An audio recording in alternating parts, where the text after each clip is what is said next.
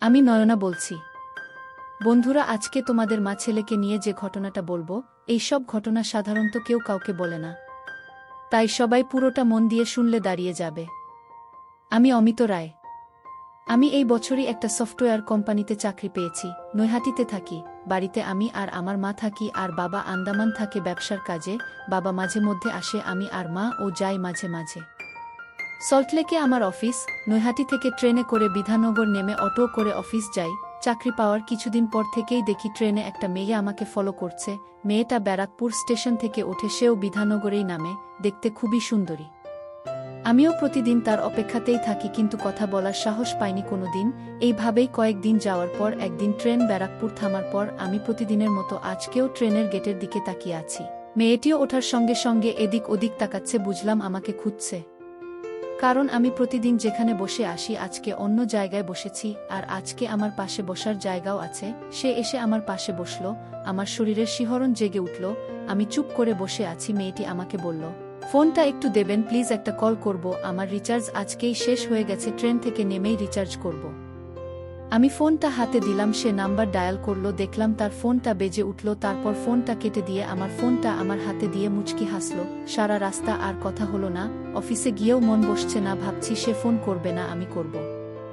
আমি আর করলাম না। রাতে বেলা খেয়ে শুয়েছি। 10টার সময় কিছুক্ষণ পর ফোন বেজে উঠল। সেই নাম্বার দেখেই আমি আনন্দে আত্মহারা ফোন রিসিভ করলাম। ফোনের ওপার থেকে বলল, হ্যালো, আমি রিমি সেন বলছি। আমার নাম আমি বলে দিয়েছি। তোমার নামটা কি শুনি? আমি অমিত রায় আমার নাম। রিমি প্রতিদিন বিধাননগর নেমে কোথায় যান? আমি সল্টলেকে যাই। রিমি কি করেন? আমি সফটওয়্যার ইঞ্জিনিয়ার, উইপ্রোতে চাকরি করি। আপনি কোথায় যান? রিমি, আমি হাই স্কুলের ইংলিশ টিচার। মা ঘরে ঢুকলো। হাউস কোটটা খুলে আয়নার সামনে গিয়ে মাথা আঁচড়াচ্ছে। আমিও, আচ্ছা। মা, এই কার সঙ্গে কথা বলছিস রে? আমি ইশারা করে মাকে চুপ করতে বললাম। আমি রিমির সাথে কথা বলছি। মা মুচকি মুচকি হাসছে।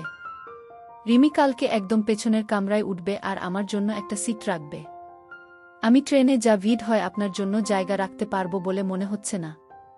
রিমি, আপনি নয় তুমি বলো, আর জায়গা না পেলে তোমার কোলে বসবো, বলেই হেসে ফেলল। রিমি, কি চুপ করে গেলে যে? বসতে দেবে তো কোলে। আমি, না মানে ইয়ে মানে। রিমি, কি মানে করছো? অনেক রাত হলো, এখন ঘুমাও, কাল দেখা হবে, গুড নাইট। আমি, গুড নাইট। মা, কিরে প্রেম করছিস নাকি? আমি, আজকেই প্রথম কথা বললাম। মাকে সব কথা খুলে বললাম। মা, খুব ভালো, প্রেম করে তাড়াতাড়ি বিয়ে কর। মায়ের নাম মালতী রায়, 47 বছর বয়স, কিন্তু দেখে বোঝার উপায় নেই। ফিট রাখার জন্য প্রতিদিন সকালে যোগ ব্যায়াম করে। দেখতে সুন্দরী। চমা বাড়ির বাইরে সবসময় শাড়ি পরে, তবুও বাড়ির বাইরে বেরোলে লোকের দৃষ্টি আকর্ষণ করে। ফোনটা রেখে মেশিন বের করে মায়ের সাথে কাজ শুরু করে দিলাম। ওহ, আপনাদের বলা হয়নি, মায়ের সাথে আমি অনেক আগে থেকে ফ্রি। আমাদের মা ছেলের কার্যক্রম, এসব কার্যক্রম অনেক আগে থেকে হয়ে আসছে। সকালে 7টায় ঘুম থেকে উঠে তাড়াতাড়ি স্নান করে রেডি হয়ে নিলাম। অন্য দিনের থেকে একটু বেশিই তাড়াতাড়ি করছি। মা, তোর জন্য ট্রেন তাড়াতাড়ি আসবে না? মেয়েটার সঙ্গে দেখা করার জন্য তো পাগল হয়ে গেলি। জামাটাও উল্টো পরেছিস। আমি লজ্জায় পড়ে গেলাম। জামাটা ঠিক করে পরে মা খেতে দিল। খাচ্ছি এমন সময় টেবিলে রাখা আমার ফোনটা বেজে উঠল। স্ক্রিনে রিমির নাম ভেসে উঠল। মা, যার জন্য ছটফট করছিস সেই ফোন করেছে। আমি ফোন রিসিভ করলাম। রিমি, রিমি বলছি। আমি, হ্যাঁ বলুন। রিমি, আবার আপনি? আমি, বলো কি করছো? রিমি, তোমার সঙ্গে কথা বলছি। আমি, কি করছিলে? রিমি, তোমার কথা ভাবছিলাম, তাই তো ফোন করলাম। তুমি কি করছো? আমি, খাচ্ছি। রিমি, খাওয়ার সময় বিরক্ত করলাম। আমি, আরে না না, এতে আবার বিরক্ত কিসের? তোমার খাওয়া হয়ে গেছে? রিমি, হ্যাঁ, আমি খেয়ে একটু রেস্ট নিয়ে বেরোই, মনে আছে তো লাস্ট কামরায় উঠবে, রাখছি। আমি, আচ্ছা। আমি খাওয়া সেরে বেরিয়ে পড়লাম। স্টেশনে গিয়ে কিছুক্ষণ বসার পরে ট্রেন এলো। রিমির কথা মতো লাস্ট কামরায় উঠলাম। বসার জায়গাও পেলাম। ব্যারাকপুর স্টেশন এলো। আমি গেটের দিকে তাকিয়ে আছি। রিমি উঠল। আজকে ওকে আরও বেশি সুন্দরী লাগছে। আজকে বেশি সাজগোজ করেছে। উঠে এদিক ওদিক তাকিয়ে আমাকে খুঁজছে, বুঝতে পারলাম। আমাকে দেখেই ওর মুখে হাসি ফুটে উঠল। আমি জানালার ধারেই বসেছিলাম, ও আমার সামনে এসে দাঁড়ালো। আমি উঠে দাঁড়ালাম। রিমি আমার থেকে একটু খাটো। দাঁড়ানোর সময় ওর হালকা স্পর্শ হলো। ও শিউরে উঠল, মাথা উঁচু করে আমার দিকে তাকিয়ে মুচকি হাসল। আমি, বসো। আমার কানের কাছে মুখ নিয়ে আস্তে আস্তে বলল, রিমি, তোমার কোলে বসবো ভাবলাম। বলেই বসে মাথা উঁচু করে আমার দিকে তাকিয়ে হাসল। একটা স্টেশন যাওয়ার পর পাশের জন উঠে গেল। রিমি আমার হাত ধরে এক টান মেরে বসিয়ে দিল। হাত ধরে টান মারার জন্য ব্যালেন্স হারিয়ে ওর গায়ে পড়লাম। আমি সরি ব্যালেন্স পাইনি। রিমি, সরি বলার কি আছে, অন্য কারো গায়ে পড়েছ নাকি, বলেই হেসে দিল।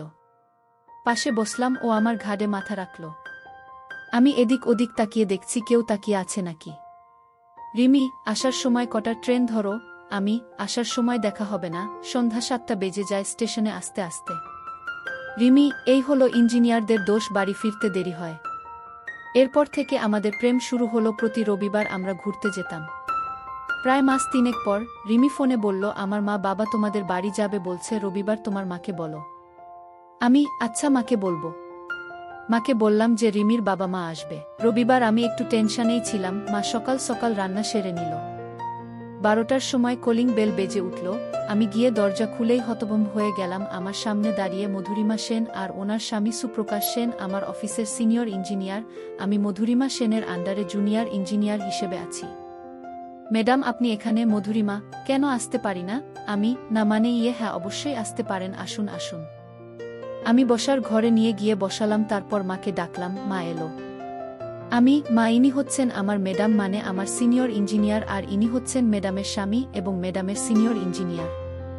মধুরিমা, দিদি আপনি বসুন। আমরা এখন ওসব কিছু না, এখন শুধু আমরা রিমির মা বাবা। আমি তো ওনার কথা শুনে হতভম্ব হয়ে দাঁড়িয়ে আছি। মধুরিমা, কি হলো, তুমি দাঁড়িয়ে আছো কেন, বসো। ওনার কথায় আমি সামনের সোফায় বসলাম। মধুরিমা, আমি প্রথম দিন থেকেই তোমাদের সম্পর্কের কথা জানি। রিমি প্রথম দিনই তোমার কথা আমাকে বলেছিল, আর পরের দিন তোমার ছবি দেখিয়েছিল। আমি দেখেই রিমিকে বলি যে তুমি আমার অফিসে চাকরি করো, আর ওকে বারণ করি তোমাকে বলতে। দিদি, আমরা আজকে এসেছি শুধু ঘুরতে। দাদা শুনলাম আন্দামান থাকে, ওনাকে খবর দিন, উনি আসলে সবাই মিলে একদিন আমাদের বাড়ি যাবেন। সেদিন ওদের বিয়ের ডেট ফাইনাল হবে। তারপর সবাই মিলে অনেক গল্প হলো। ওরা দুপুরে খাওয়া দাওয়া করে চলে গেল। পরে আমি রিমিকে ফোন করতেই কি সারপ্রাইজটা কেমন দিলাম। আমি, হ্যাঁ ভালোই। আমি তো ভাবতেই পারিনি। দুজনে মিলে অনেকক্ষণ কথা বললাম। পরে একা একা বসে ভাবছি মধুরিমা ম্যাডাম মানে আমার হবু শাশুড়ির কথা। ওনাকে দেখলে সবাই হা করে তাকিয়ে থাকে, সবার মধ্যে আমিও পড়ি, কারণ এত সুন্দর সম্পদগুলোর দিকে না তাকিয়ে থাকা যায় না। দিন 10 পর আমার বাবা এলো। পরের দিন আমার বাবা আর মায়ের যাওয়ার কথা ছিল, কিন্তু আমার হবু শাশুড়ি আমার মাকে ফোন করে বলল আমাকেও নিয়ে যেতে। আমিও গেলাম বাবা মায়ের সঙ্গে। ওদের বাড়ি পৌঁছালাম 11:30টার সময়। আমার হবু শাশুড়ি এসে দরজা খুলল। সিল্কের শাড়ি পরা, চুল ছাড়া, পিঠের মাঝামাঝি পর্যন্ত। কাছ থেকে সিঁদুর দেখা যায়, একটু দূরে থেকে দেখা সম্ভব নয়। হাতে শাখা পলা কিছুই নেই, শুধু দুহাতে দুটো সোনার বালা। হবু শাশুড়ি, ঘরে আসুন। আমরা ঘরে গেলাম। আমাদের বসার ঘরে নিয়ে গেল। আমরা বসলাম। রিমি এসে বসল, তারপর আমার হবু শ্বশুর এসে বসল। সবাই মিলে গল্প করছে। আমি চুপচাপ বসে আছি, রিমিও চুপ করে বসে আছে। আমার হবু শাশুড়ি বুঝতে পেরেই বলল, রিমি, অমিতকে নিয়ে উপরে যা। রিমি আমাকে ওর উপরের ঘরে নিয়ে এলো। দুজনে বসে গল্প করছি। হঠাৎ রিমি আমাকে কাছে টেনে ধরল। তারপর মেশিনে হাত দিল। আমি, রিমি, বিয়ের আগে এসব করা উচিত নয়। রিমি, কে বলেছে উচিত নয়, এখন সব উচিত। আমি, তোমার মাথা খারাপ, আর তো কটা দিন। নিচ থেকে খাওয়ার জন্য ডাকলো। খেতে বসে শুনলাম পরের মাসে বিয়ের ডেট ফাইনাল হয়েছে। আমাদের আত্মীয় স্বজন কম, ওদেরও কম, তাই কোনো অসুবিধা হবে না। সত্যি কোনো অসুবিধা হয়নি। আজকে বিয়ে বাড়িতে আত্মীয় বলতে মামা মামি, পিসি পিসির ছেলে বৌমা, তাও তারা আমার কাকার বাড়িতে উঠেছে। পাশেই কাকার বাড়ি, আর কয়েকজন আসবে বৌভাতের দিন। সকালে বৃদ্ধি হওয়ার পর মেয়ে আশীর্বাদ নিয়ে গেল আমার বাবা, মামা আর পিসি। বাড়িতে আমি, মা আর মামি। আমি দুপুরে ওপরের ঘরে গিয়ে শুয়ে আছি। কখন ঘুমিয়ে পড়েছি বলতেও পারবো না। হঠাৎ একটা সুখের অনুভূতি হলো। ঘুম ভেঙে গেল। তাকিয়ে দেখি মা আমার মেশিনে হাত দিয়েছে। আমি, ও মা, মামি কোথায়? মা, তোর মামি নিচের ঘরে ঘুমাচ্ছে। আমি, যদি এসে পড়ে? মা, আসলে আসবে, তোর বাবা এসেছে 15 দিন হয়ে গেল, তারপর থেকে হয়নি। আমার একদম ভালো লাগছে না। আর বুকে পেলে আমাকে তো ভুলে যাবি। আমি, কি যে বলো না মা তুমি, তোমার সাথে মজাই আলাদা। এখনের মতো প্রতিদিন মনে হয় আর হবে না, কিন্তু মাঝে মধ্যে তোমার বৌমার চোখের আড়ালে অবশ্যই হবে। মা, ওঠ, এবার নিচে যাই, এখনই সব চলে আসবে। মা শাড়ি ঠিক করে চলে গেল। কিছুক্ষণ পর মেয়ে আশীর্বাদ করে সবাই এলো। আমিও উঠে ফ্রেশ হয়ে নিলাম। সন্ধ্যার সময় ধুতি পাঞ্জাবি পরে রেডি হয়ে নিলাম। সন্ধ্যা 7টায় বেরোলাম। রিমিদের বাড়িতে পৌঁছালাম 8টা 10-এ। রাত 10টায় লগ্ন ছিল, আর বিয়ে শেষ হলো 12টার সময়। তারপর খাওয়া দাওয়া করে ঘরে গিয়ে একটু শুলাম। বিয়ের দিন 10 পরেই আমার প্রমোশন হয়েছে, আমার শাশুড়ির জন্যই এখন নতুন প্রজেক্টের কাজ করছি। আমরা অফিসে শাশুড়িকে ম্যাডাম বলেই সম্বোধন করি। এখন অফিসে ঢুকি 12টার সময়। এই প্রজেক্টের হেড ও আমার শাশুড়ি, সেই কারণেই আমি নতুন হয়েও চান্স পেয়েছি। এখন ফিরতেও দেরি হয়, রাত 10টা বেজে যায় বাড়িতে ঢুকতে। সকাল 8টায় রিমি বাড়ি থেকে বেরো আর আমি 10টায় বেরোই। চাকরিতে প্রমোশন যেমন হয়েছে, মাকে কাজ করে দেওয়ার সুযোগও হয়ে গেছে। প্রতিদিন 8টায় রিমি বেরিয়ে যাওয়ার পর মাকে কাজ করে দিই। মাস 3 পর রিমি সপ্তাহ খানেকের জন্য বাড়ি গেছে, আবার আমি আর মা আগের মতো রাতে একসঙ্গে ঘুমাই। হঠাৎ রিমি ফোন করল, আমি ফোন রিসিভ করলাম। রিমি, তুমি তাড়াতাড়ি আসো, বাবার খুব শরীর খারাপ। আমি, কি হয়েছে রিমি? জানি না, তাড়াতাড়ি আসো। আমি, তুমি অ্যাম্বুলেন্স ফোন করে বাবাকে হাসপাতালে নিয়ে যাও। আমি হাসপাতালে যাচ্ছি। রিমি, আচ্ছা। মা, কি হয়েছে? আমি, শ্বশুরের শরীর খারাপ। মা, তাড়াতাড়ি যা। আমি তাড়াতাড়ি রেডি হয়ে বেরিয়ে পড়লাম। বাইক নিয়ে হাসপাতালের কাছাকাছি পৌঁছে ফোন বেজে উঠল, রিমির ফোন। আমি, হ্যালো। রিমি হাউমাউ করে কেঁদে ফেলল। আমারও বুক ধড়ফড় শুরু হয়ে গেছে, আর বোঝার বাকি রইল না, রিমি, বাবা আর নেই। আমার গলাও ভারী হয়ে এলো। আমি, তোমারা কোথায়? রিমি কান্নার জন্য কথা বলতে পারছে না, কোনো রকমে বলল হাসপাতালে আছি। আমি গেলাম। রিমি আমাকে ধরে কান্না শুরু করল। শাশুড়িও অঝরে কেঁদেই চলেছে। আমি আর চোখের জল ধরে রাখতে পারলাম না। দুজনকেই একটু শান্ত করার পর শুনলাম স্ট্রোক হয়েছিল, নিয়ে আসতে আসতেই মারা গেছে। তারপর আমি সবকিছু করলাম। ওদের আত্মীয় স্বজন বলতে রিমির মামা বাড়ির দিকে কয়েকজন, ওর 3 মামা মামি, মামার ছেলেরা এলো, আর আমার মা এলো। দাহ হতে হতে বিকেল হয়ে গেল। রিমির সব আত্মীয় বাড়ি চলে গেল। আমি, মা আর রিমি রয়েছি রিমিদের বাড়িতে। মা শাশুড়িকে সান্ত্বনা দিচ্ছে, আমিও শাশুড়িকে বোঝানোর চেষ্টা করছি। পরের দিন মা বলল, মা, তুই আর রিমি এখানেই থাক, আমি বাড়ি চলে যাই। শাশুড়ি, কেন দিদি, আপনিও থাকেন না? মা, না দিদি, বাড়ি ফাঁকা আছে, দিন 2 পরেই আবার আসব। মা চলে গেল, আমি আর রিমি থাকলাম। রাতে রিমি শাশুড়িকে বলল, মা, তুমি আমার সঙ্গে আমার ঘরে ঘুমাও, তোমাকে একা ঘুমাতে হবে না। শাশুড়ি, অমিত কোথায় ঘুমাবে? রিমি, ও তোমাদের ঘরে ঘুমাক গিয়ে। রাতে খেয়ে আমি শ্বশুর শাশুড়ি যে ঘরে ঘুমাতো সেই ঘরে ঘুমাতে গেলাম। আমি খাটে শুয়ে পড়ে আমার চোখ গেল আলনার উপর একটা জিন্স প্যান্টের নিচে লাল রঙের ছোট কাপড় উকি মারছে। আমি উঠে গিয়ে দেখলাম। আমার আর বুঝতে বাকি রইল না যে এটা শাশুড়ির। যেদিন শ্বশুর মারা যায় সেদিন অফিস থেকে এসে ছেড়ে রেখেছিল, সেইভাবেই আছে। আমি খাটে এসে শুলাম, শাশুড়িকে করছি। আমার গরম হয়ে গেল। সকালবেলা ঘুম থেকে উঠে ডাইনিং এ গেলাম, দেখি রিমি আর শাশুড়ি বসে আছে। সাদা থান পরে শাশুড়িকে দেখতে খুবই খারাপ লাগছে। আমি ব্রাশ করছি। রিমি বলল, রিমি, আমার তো স্কুলে পরীক্ষা চলছে, না গেলে হবে না। তোমার তো কাজ বাড়িতে বসেই ল্যাপটপে করা যায়, আর তোমার সিনিয়র তো এখানেই আছে, অসুবিধা হবে না, তুমি বরং মায়ের কাছে থাকো, আর তো কেউ নেই থাকার মতো। আমি মনে মনে একটু খুশিই হলাম। 9টার সময় রিমি স্কুলে বেরিয়ে গেল, বাড়িতে আমি আর শাশুড়ি। আমি রিমির ঘরে বসে আছি, আর শাশুড়ি নিজের ঘরে গিয়ে একটু ঘুমিয়েছে। আমি বসে বসে শাশুড়িকে নিয়েই ভাবছি। হঠাৎ কানে কান্নার আওয়াজ ভেসে এলো। আমি উঠে শাশুড়ির ঘরে গিয়ে দেখি শাশুড়ি কান্না করছে শুয়ে শুয়ে। শাশুড়ির অবস্থা দেখে আমি লজ্জায় পড়ে গেলাম। অনেকটা উপরে কাপড় উঠে রয়েছে। আমাকে শাশুড়ি দেখতে পায়নি। আমি দাঁড়িয়ে দাঁড়িয়ে দেখছি আর ভাবছি ওনার কাছে যাব কি যাব না। সাহস করে ডাকলাম, মা, আপনি কাঁদছেন? শাশুড়ি আমার গলার আওয়াজ পেয়ে পায়ের শাড়িটা একটু নামালো, কিন্তু দেখে মনে হলো এতে উনি লজ্জিত নয়। ভাবলাম স্বামী শোকে হয়তো এসব লজ্জা নিয়ে উনি অতটা ভাবিত নয়। আমি ওনার মাথার কাছে গিয়ে বসলাম। আমি শাশুড়িকে বললাম, মা, কাঁদবেন না, আমি তো আছি। বলেই লজ্জায় পড়ে গেলাম। শাশুড়ি যা বলল তার জন্য আমি প্রস্তুত ছিলাম না। শাশুড়ি, তোমার শ্বশুরের জায়গা তুমি পূরণ করবে তো? আমি কি বলবো ভেবে পাচ্ছি না। শাশুড়ি, মাথায় একটু হাত বুলিয়ে দাও তো। আমি ওনার মাথায় হাত বুলিয়ে দিচ্ছি। আমার বেরিয়ে যাওয়ার মতো অবস্থা। শাশুড়ি আমার দিকে ফিরে শুল। শাশুড়ি, সামান্য দেখেই তোমার এই অবস্থা, সব কিছু দেখলে কি হবে? আমি শাশুড়ির মুখে এই কথা শুনে নিজের কান কেউ বিশ্বাস করতে পারছি না। আমি দুপা চেপে ঢাকার চেষ্টা করছি। শাশুড়ি মাথা তুলে আমার দিকে তাকিয়ে মুচকি হাসল। আমি তো কি করব ভেবে পাচ্ছি না। তার মধ্যে উনি হাতটা মেশিনের উপর রাখল। আমি তো চোখ বন্ধ করে আছি আর ওনার মাথায় হাত বুলিয়ে যাচ্ছি। আমি লজ্জায় মাথা নিচু করে আছি। শাশুড়ি, ও তো লজ্জা পেতে হবে না, কালকে রাতে মধু ফেলতে লজ্জা লাগেনি? আমি তো আরও লজ্জায় পড়ে গেলাম। শাশুড়ি, অমিত আর পারছি না, তাড়াতাড়ি মেশিন বের করো। আজকে থেকে আমার দায়িত্ব কিন্তু তোমার শ্বশুরের কাজটা তোমাকেই করতে হবে। এরই মধ্যে শাশুড়িকে আপনি থেকে তুমি বলা শুরু করা দিয়েছি। অবশ্য শাশুড়ি আমাকে সেটা করতে বলছে। আর তার নাম মধুরিমা থেকে মধু বলে ডাকতে বলেছে। তুমি যখন সুযোগ দিয়েছ তোমার সেবা করার, তাহলে তো আমার কোনো অসুবিধা নেই। আমি তো খুবই ভাগ্যবান শাশুড়িকে সেবা করতে পারছি। মধু, এভাবে বলো না, আমিও যে তোমাকে কাছে পেয়েছি এটাই বা কজন শাশুড়ির ভাগ্যে হয় বলো। আমি আর শাশুড়ি কিছুক্ষণ শুয়ে থাকলাম। শুয়ে শুয়ে গল্প করছি, ঘড়ির দিকে তাকিয়ে দেখি 12টা বাজে। শাশুড়ি, অমিত চলো স্নান করে আসি। আগে আপনি আসুন, তারপর আমি যাচ্ছি। শাশুড়ি, কেন? একসঙ্গে স্নান করব চলো। কি বলছেন মা? শাশুড়ি, আবার মা? বলেছি না, নাম ধরে ডাকবে, কেউ থাকলে মা বলে ডেকো। মা বলে ডাকলে ওই টাইমের সময় লজ্জা পাবে। লজ্জা কিসের? শাশুড়ি, তাহলে একসঙ্গে স্নান করতে লজ্জা পাচ্ছ কেন? লজ্জা পাবো কেন? চলুন। শাশুড়ি শাওয়ারটা চালিয়ে দিল, তারপর দুজন ভিজলাম কিছুক্ষণ। শাশুড়ি, এবার আমাকে সাবান মাখিয়ে দাও। আমি ভালো করে সাবান মাখিয়ে দিলাম, উনিও আমার গায়ে সাবান মাখিয়ে দিল। স্নান সেরে দুজনে ঘরে গেলাম। শাড়ি পরবেন না শাশুড়ি? না, কেউ আসলে সঙ্গে সঙ্গে পরে নেব।